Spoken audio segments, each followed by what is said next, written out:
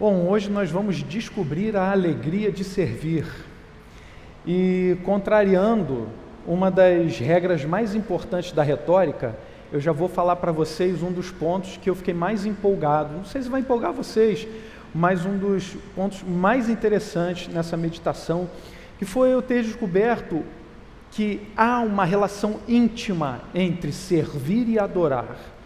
Então, quando a gente fala da alegria de servir, a gente, na verdade, vai perceber que servir a Jesus, servir a igreja, servir a Deus, é uma alegria por si só. Então, servir a Jesus é uma verdadeira alegria. E a palavra vai nos mostrar também isso de outras formas, né? Porque assim como o corpo sem o espírito é morto, a fé sem obras é morta. E assim também não existe alegria cristã sem o servir. Mas eu quero que você fique atento a um outro detalhe, tá? Porque servo de Jesus é outra coisa. É necessário que agora a gente esvazie um pouco a nossa mente, nosso coração, tá? E deixe de lado tudo aquilo que a gente aprendeu sobre servo, escravo, porque aquela imagem pobre de um servo estrupiado, morrendo de fome, de sede, desnutrido, não tem nada a ver com servir a Jesus, não tem nada a ver com a imagem do servo de Jesus. Então é necessário que a gente olhe para quem? Para Jesus, e aí descubra em Jesus a alegria de servir, que a gente descubra em Jesus o verdadeiro significado de ser servo no reino de Deus. Somente assim a gente vai descobrir a alegria do servir. Você deve se lembrar que Jesus disse, lá em João 15:15, já não vos chamo servos, já não os chamo servos, porque o servo não sabe o que o seu Senhor faz. Em vez disso, eu os tenho chamado amigos, porque tudo o que ouvi de meu Pai, eu lhes tornei conhecido. Está vendo? O servo de Jesus é completamente diferente. Ele não fica alheio, sem saber o que o seu Senhor quer. Jesus nos chama de amigos.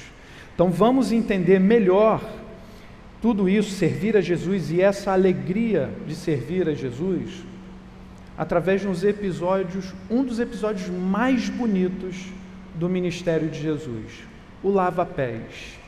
Está lá no capítulo 13 do Evangelho de João. Deixa eu contextualizar, antes de ler o trecho que a gente pretende, quero contextualizar um pouquinho para vocês. O lava-pés não é só um exemplo que Jesus dá, é uma prova de amor, tá?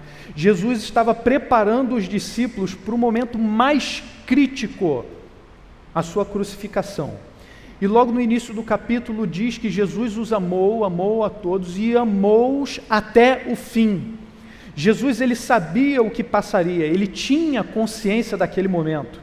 Ele sabia que estava voltando para o Pai, voltando para Deus. Então Jesus começa a lavar os pés dos discípulos. Havia um costume na época em que o dono de uma casa, quando recebesse uma visita, aquela visita deveria ter os seus pés lavados.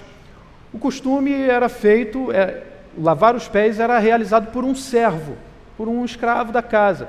Se a visita fosse muito ilustre, se você recebesse, por exemplo, um irmão da Oceânica na sua casa, naquela época, uma visita ilustre, então você mesmo lavaria, o senhor da casa lavaria os pés da visita, para demonstrar todo o seu zelo, o seu carinho, toda a sua hospitalidade com aquela pessoa. Mas Jesus, aí nesse momento, ele assume uma atitude servil, né? E Pedro não entendeu. Quando Jesus vai lavar os pés de Pedro, Pedro diz logo, não, meu pé só não vai lavar. Aí Jesus explica, Pedro, se eu não lavar seus pés, você não tem parte comigo. Aí Pedro, mais empolgado ainda, né, parece que fala, não, então Senhor, lava logo tudo, dá um banho completo. Aí Jesus, não Pedro, não, vocês não precisam de um banho completo, porque vocês já estão limpos. Mas nem todos, Jesus explica, ele estava se referindo a Judas. Em João 15:3 a gente vai entender o que Jesus estava falando, porque João 15:3 diz, vocês já estão limpos pela palavra que tenho falado. Ou seja, o Evangelho já tinha purificado os discípulos, a palavra de Jesus já tinha purificado eles. Jesus estava dando o exemplo, estava dando uma prova de amor, e aí nesse momento ele pergunta: vocês entendem o que fiz? E é justamente o trecho que a gente quer ler com vocês, João 13, de 12 a 17. O texto nos diz assim: quando terminou de lavar-lhes os pés, Jesus tornou a vestir sua capa e voltou ao seu lugar. Então lhes perguntou: vocês entendem o que lhes fiz? Vocês me chamam mestre e senhor, e com razão, pois eu sou. Pois bem, se eu, sendo senhor e mestre de vocês, lavei-lhes os pés, vocês também devem lavar os pés uns dos outros. Eu lhes dei o exemplo para que vocês façam como lhes fiz. Digo-lhes verdadeiramente que nenhum escravo é maior do que o seu senhor, como também nenhum mensageiro é maior do que aquele que o enviou. Agora que vocês sabem estas coisas, felizes serão se as praticarem. Vejamos algumas lições. Em primeiro lugar, lavem os pés uns dos outros. É isso mesmo que você ouviu. Eu não pulei para as aplicações. A primeira lição: lavem os pés uns dos outros. Olha o que Jesus diz no início desse texto.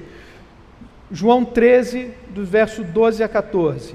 Quando terminou de lavar-lhes os pés, Jesus tornou a vestir sua capa, voltou ao seu lugar, então lhes perguntou: vocês entendem o que lhes fiz? Prestaram atenção na pergunta? Vocês entendem o que lhes fiz? Vocês me chamam mestre e senhor, e com razão, pois eu sou. Pois bem, se eu, sendo senhor e mestre de vocês, lavei-lhes os pés, vocês também devem lavar os pés uns dos outros.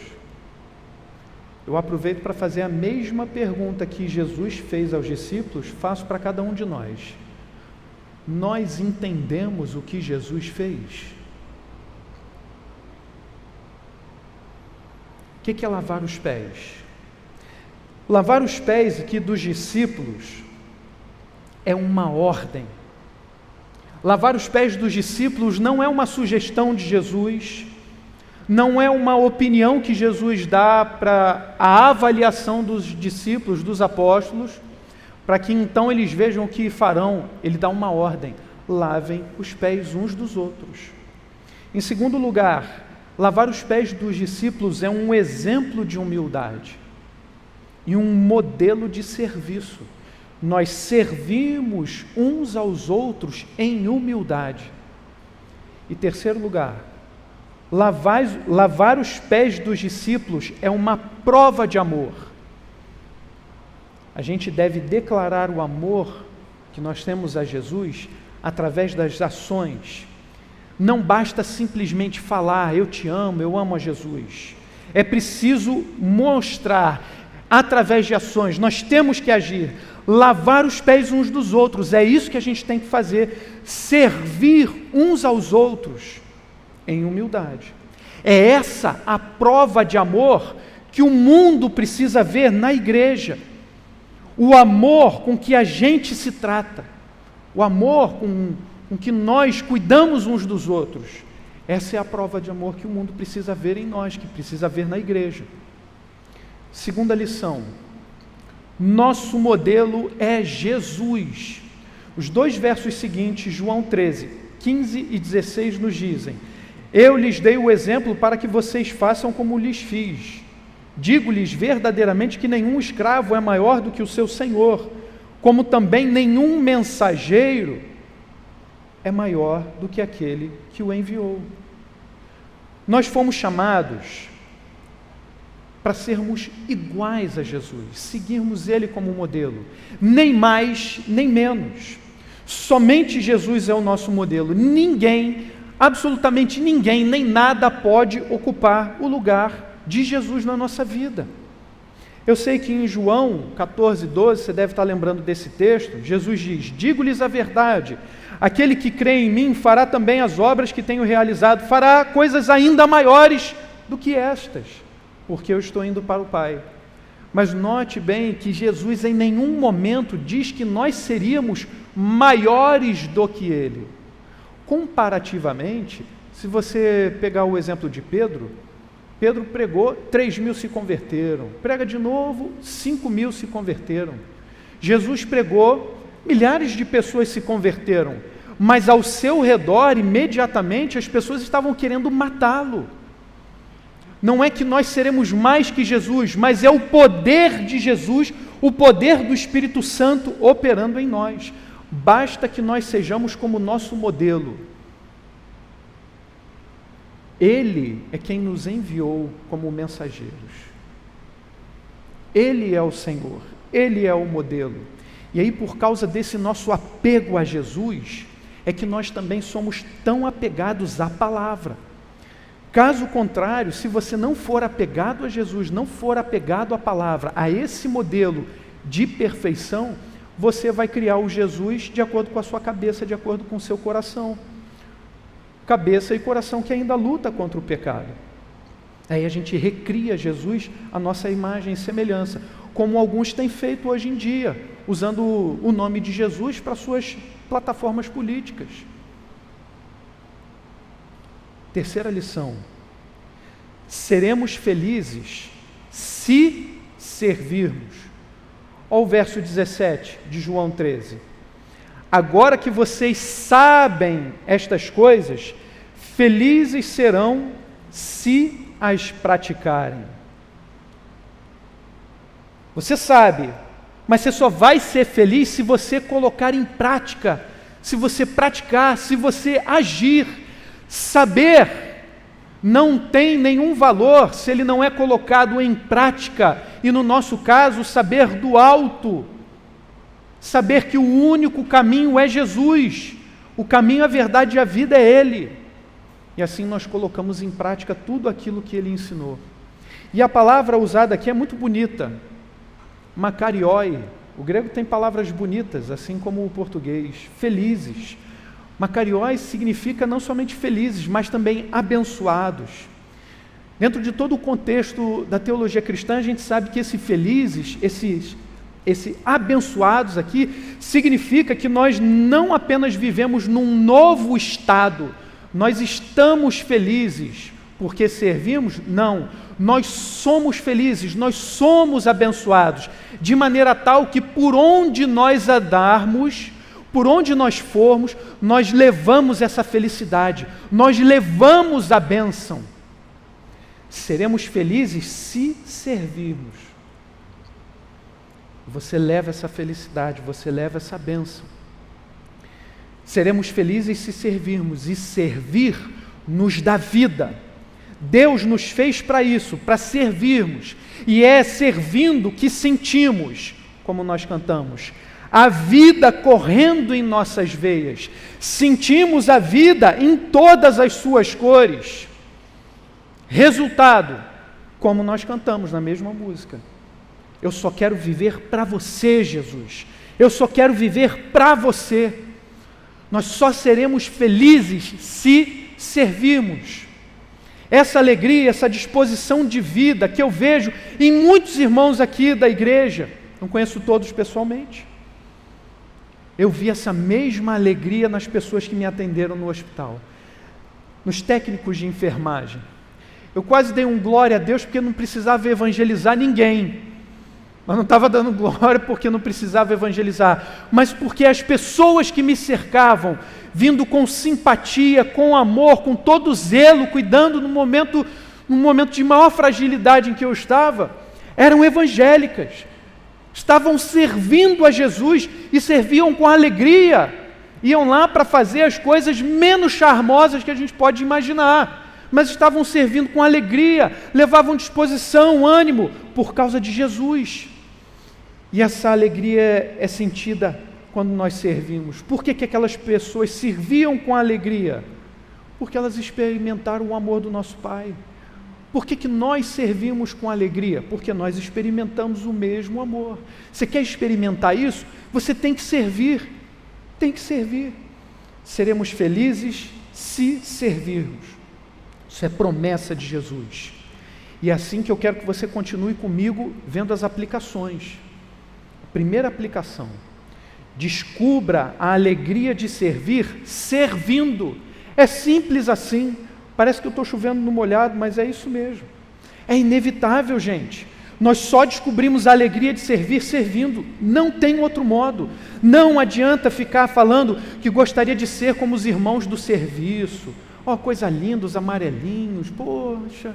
Aí você vê o Tim lá participando do Ministério de Serviço também lá nas aulas dele, você fica maravilhado, os teens. Aí você vê os adolescentes do UP tirando foto, cuidando da parte. Você fica assim extasiado. O pessoal do Gol, até o pessoal mais velho, né? Daqui a pouco vocês estão vendo na Oceânica, né? Deus faz tantas coisas tremendas. Daqui a pouco a gente vai ver o pessoal do Kids, o nenenzinho aqui com câmera já, com celularzinho, fazendo filmagem para comunicação. Aí você olha tudo isso e fica maravilhado, extasiado. Você tem que participar, você tem que encontrar um ministério, um lugar para você servir. Servir a igreja, servir a Jesus aqui na sua casa, na família, no trabalho. Isso tudo envolve o servir. Então não adianta ficar falando que gostaria de participar, você tem que participar. Veja o que aconteceu lá em Lucas 9, 57 a 62. Jesus encontra 3 camaradas, 3 pessoas.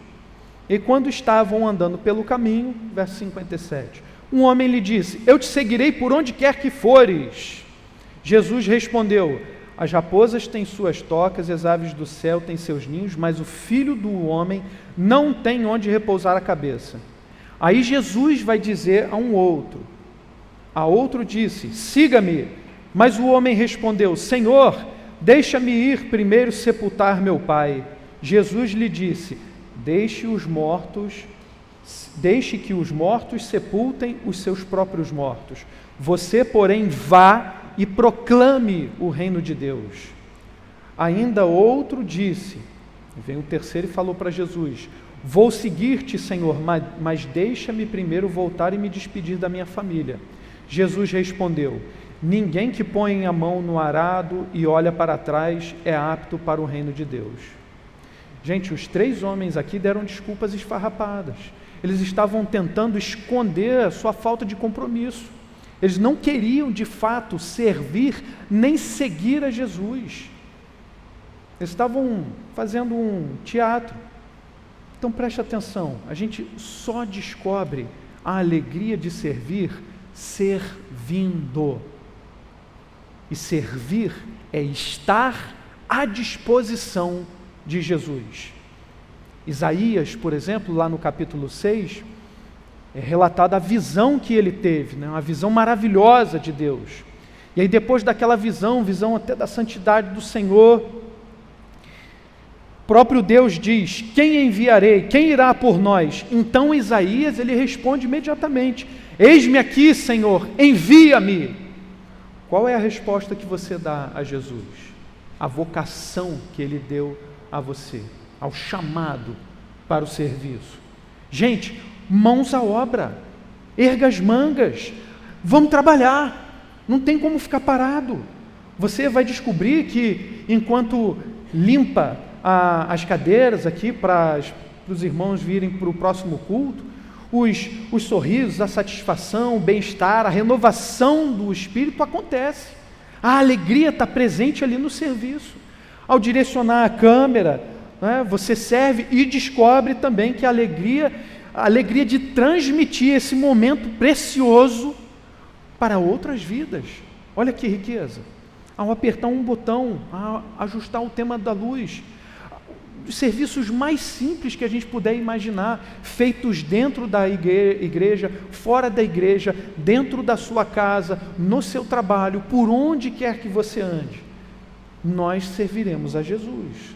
Como? Servindo, proclamando o Evangelho e realizando toda e qualquer tarefa que o Senhor Jesus mandar a gente fazer.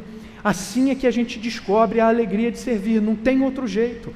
Quando Paulo, por exemplo, escreve aos filipenses, diversas vezes ele exorta os filipenses a agirem e a colocarem a fé deles em prática. E a carta de Filipenses, é a carta em que ele mais fala da alegria da vida cristã. Diversas vezes ele fala não só de alegria, felicidade, mas ele usa expressões de alegria e felicidade. E o texto mais conhecido da carta é Filipenses 4:13. Tudo posso naquele que me fortalece. Você acha que Paulo descobriu o poder do Espírito Santo de Deus que operava nele poderosamente como? Servindo a Jesus. Quando ele diz tudo posso naquele que me fortalece, é porque ele servia a Jesus. Ele descobriu que ele podia suportar toda e qualquer situação, porque ele servia a Jesus. Mas não basta começar a servir, é preciso saber como servir. A segunda aplicação: descubra a alegria de servir na humildade. Na humildade. No exercício da humildade, na prática da humildade. E qual é o melhor exemplo de humildade? Jesus. Ele mostrou como se faz ao lavar os pés dos discípulos. E ele ensina também essa humildade em Mateus 11, 28 a 30. Venham a mim todos os que estão cansados e sobrecarregados, e eu lhes darei descanso. Tomem sobre vocês o meu jugo e aprendam de mim, pois sou manso e humilde de coração, e vocês encontrarão descanso para as suas almas, pois o meu jugo é suave e o meu fardo é leve. Aprendam de mim, pois sou manso e humilde de coração, e vocês encontrarão descanso para as suas almas. Vocês querem ver outro exemplo? Ouça o que Paulo diz a respeito de Jesus em Filipenses. Filipenses 2, de 5 a 8. Seja a atitude de vocês a mesma de Jesus, que, embora sendo Deus, não considerou que o ser igual a Deus era algo a que devia apegar-se, mas esvaziou-se a si mesmo, vindo a ser servo, tornando-se semelhante aos homens, e sendo encontrado em forma humana, humilhou-se a si mesmo e foi obediente até a morte, e morte de cruz. Então, para a gente ser humilde, a gente precisa assumir a forma de Jesus. Precisa assumir a forma de Jesus. Tem que ser como Jesus. Uma das coisas curiosas que eu descobri quando eu estava internado foi que em hospital pode faltar qualquer coisa, mas tem uma coisa que não falta nunca, açúcar. Nossa, aqueles sachêzinhos de açúcar, quantos e quantos que chegavam, gente. E aquilo era interessante, porque vinham umas mensagenzinhas de motivação. Algumas eram fofinhas, algumas eram estimulantes, meditações filosóficas até apareciam ali, mas tinha uma que me irritava, que me incomodava. Ela dizia assim: seja mais você. Coisa linda, não é? Seja mais você. Eu ficava imaginando, guardando aqueles sachêzinhos, entregando para alguém: seja mais você. Tem uns outros que falam: abrace mais. Não pode nesse momento. Seja mais você. Seja mais você, gente.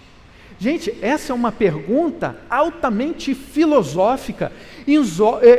Ela resume assim uma viagem existencial, psicológica. Seja mais você. Quem é você? Quem sou eu? A minha identidade. Gente, eu não estou brincando, é sério. A questão da identidade é uma pergunta assim, altamente filosófica, que envolve também a teologia, as disciplinas das ciências humanas. E aí o cara diz: seja mais você. Gente, Jesus fala exatamente o contrário. Não tem nada a ver com isso. Tem nada a ver com um recadinho de sachê de açúcar. Jesus ensina algo completamente diferente. Ele diz: seja como eu sou. É diferente. Notaram? Seja a atitude de vocês a mesma de Cristo Jesus. Paulo falou aqui em Filipenses 2,5. Jesus ainda diz: tomem sobre vocês o meu jugo e aprendam de mim, pois sou manso e humilde de coração, e vocês encontrarão descanso para as suas almas. Nós descobrimos a alegria de servir sendo humildes como Jesus. Basta sermos humildes, basta sermos como Ele o é. Não se engane, tem gente perdida aí pelo mundo afora que está seguindo filosofia de sachê de açúcar. Pode ter certeza disso. Essas pessoas precisam de Jesus. Terceira aplicação: permaneça na alegria de servir através dos louvores. Lembra que no começo eu falei que eu descobri uma coisa interessantíssima? É essa parte aqui. Há uma relação intrínseca entre servir a Deus e adorar a Deus. Já foi ensinado aqui que a palavra culto em inglês é service. Essa é a pronúncia mais britânica. Service. Num português mais literal seria service, que literalmente é serviço. Então, na verdade, serviço e adoração são palavras tão correlacionadas que elas estão ligadas à mesma essência, que é Jesus, que é Deus. E isso não é à toa, gente, porque no Antigo Testamento a palavra servir e a palavra adoração, prestar culto, são a mesma palavra em diversos contextos. E você vai saber que para descobrir a alegria de servir, você precisa adorar ao Senhor. Em Deuteronômio 10, 12 a 13, lemos assim: e agora, ó Israel, o que é que o Senhor seu Deus pede de você? Senão que tema o Senhor, o seu Deus, que ande em todos os seus caminhos, que o ame, que o sirva, e que sirva ao Senhor. Essa expressão aqui, e que sirva ao Senhor, ao seu Deus, de todo o seu coração e de toda a sua alma, e que obedeça aos mandamentos e aos decretos do Senhor, que hoje lhe dou para o seu próprio bem. Essa expressão, e que sirva ao Senhor, o seu Deus, é também traduzida em outros contextos como prestar culto ao Senhor. A palavra servir é prestar culto. Em Êxodo 23, 25, a mesma palavra vai ser traduzida em português como prestar culto. Prestem culto ao Senhor, o Deus de vocês, e Ele os abençoará, dando alimento e água. Tirarei a doença do meio de vocês. Servir ao Senhor é prestar culto ao Senhor, é adorar ao Senhor. E o Salmo 102 também acontece o mesmo caso. A NVI traduziu: prestem culto ao Senhor com alegria, entrem na sua presença com cânticos alegres. Eu decorei esse texto quando participava, ajudava num coral antigo. E a gente repetia assim: servi ao Senhor com alegria, apresentai-vos diante dele com cântico. Esse servir ao Senhor com alegria, prestar culto ao Senhor.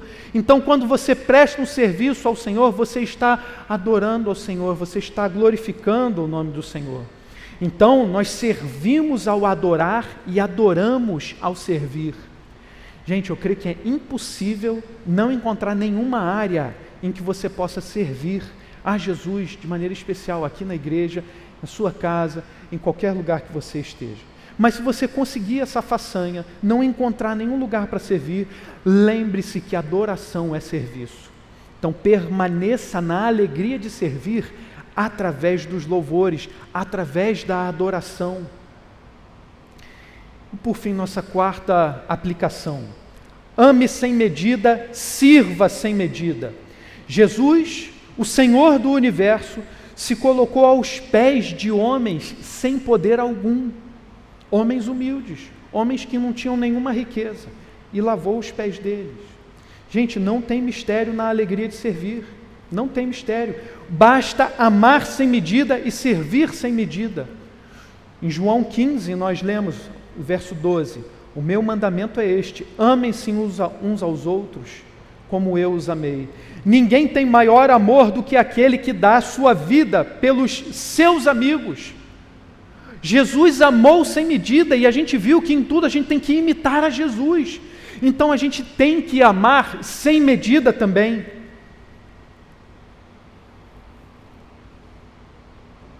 No verso 17 de João 15, ele diz: este é o meu mandamento, amem-se uns aos outros. Jesus não diz amem-se uns aos outros escolhendo quem vocês vão amar, ou quanto vocês vão amar, o quanto que vocês vão se dedicar, o quanto que vocês vão servir. Ele não faz isso. Deus nos amou sem medida, nos amou de tal maneira que deu o seu Filho unigênito. João 3,16, a gente sabe disso. A gente deve amar da mesma maneira. Volto ao texto de João 13:1. Um pouco antes da festa da Páscoa, sabendo que Jesus havia chegado ao tempo em que deixaria este mundo e iria para o Pai, tendo amado os seus que estavam no mundo, amou-os até o fim.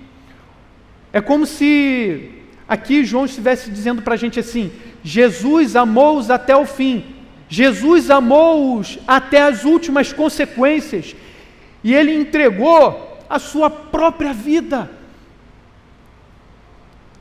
nos amou até o fim, nos amou até o fim. Vamos amar sem medida, e assim servir sem medida. Colossenses 3 nos diz, verso 23 e 24, tudo o que fizerem, façam de todo o coração, como para o Senhor, e não para os homens, sabendo que receberão do Senhor a recompensa da herança. É a Cristo, o Senhor, que vocês estão servindo. Na reunião mais recente do conselho, teve entre nós o missionário Joel Dias. É um missionário que a igreja ajuda, que tem feito seu ministério lá na Espanha, bem próximo ali na cidade de Santiago de Compostela.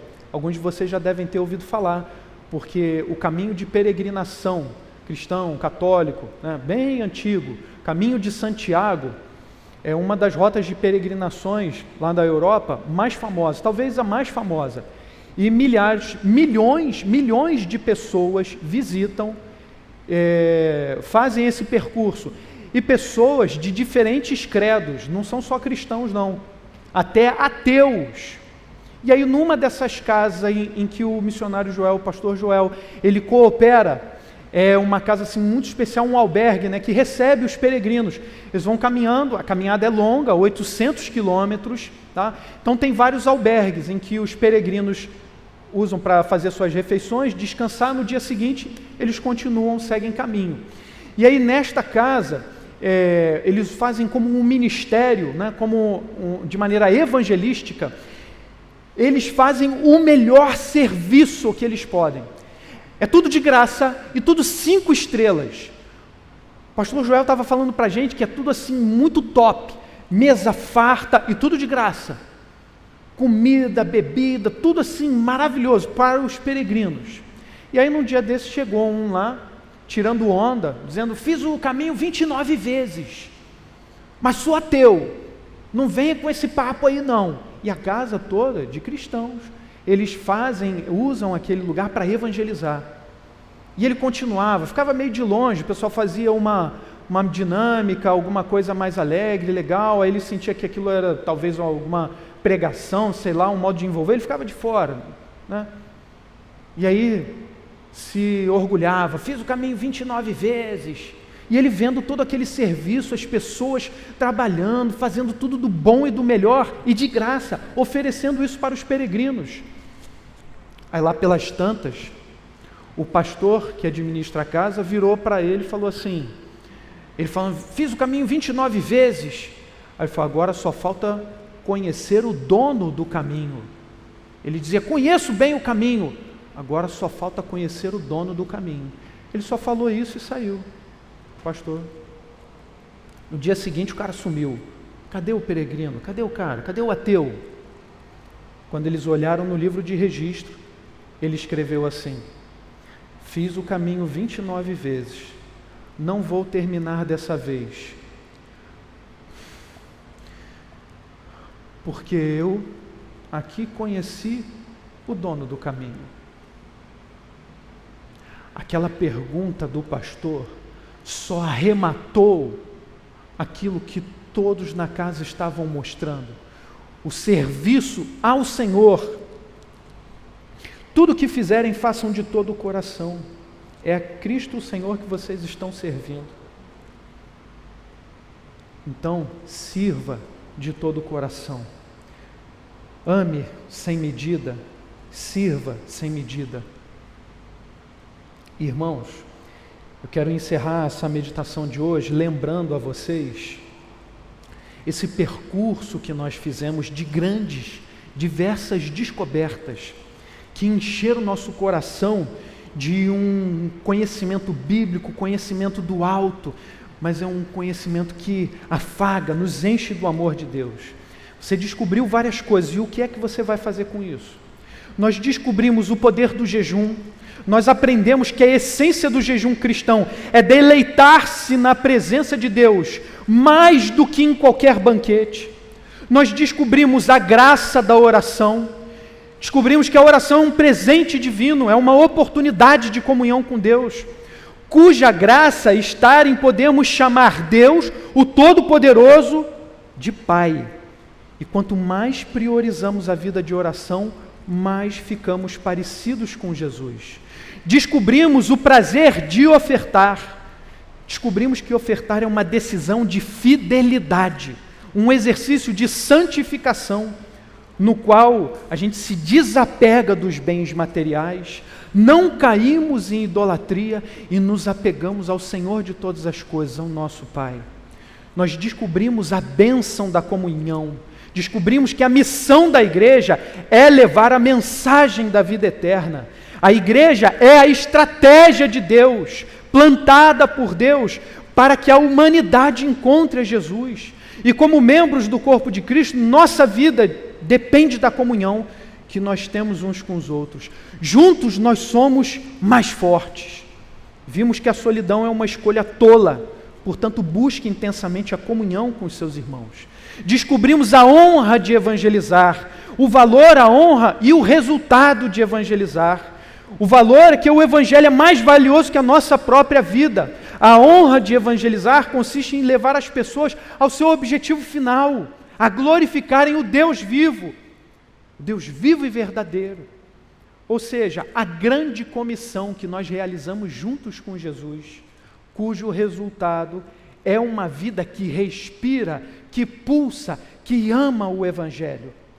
Nós descobrimos o privilégio de discipular, que discipular é caminhar junto em direção à plenitude em Cristo, e a maior prova de maturidade é a unidade da igreja.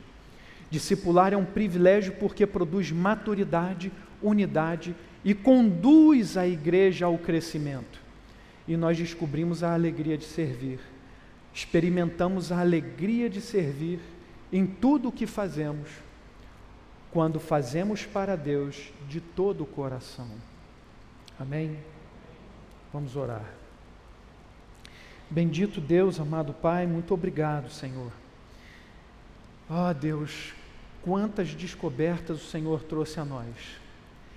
E nós te pedimos em nome de Jesus, que o Senhor nos faça não apenas servos, mas amigos teus, porque sabemos que tudo o que Jesus recebeu do Senhor, Deus Pai, Jesus nos ensinou, Jesus nos entregou. E o que nós queremos, Pai, é que o Senhor faça esta igreja aqui, diante de todas essas descobertas, nós estejamos em ação, estejamos exercendo essa grande comissão, servindo ao Senhor com alegria, Pai, nos apresentando diante do Senhor com cânticos, entregando ao Senhor os nossos serviços, nossos trabalhos, nossos dons, nossos talentos, dentro da igreja, fora da igreja, em nossa casa, na nossa família, mas também fora, por onde quer que andemos, que a gente leve a alegria do servir a Jesus. Isso te pedimos em nome de Jesus, Pai. Amém.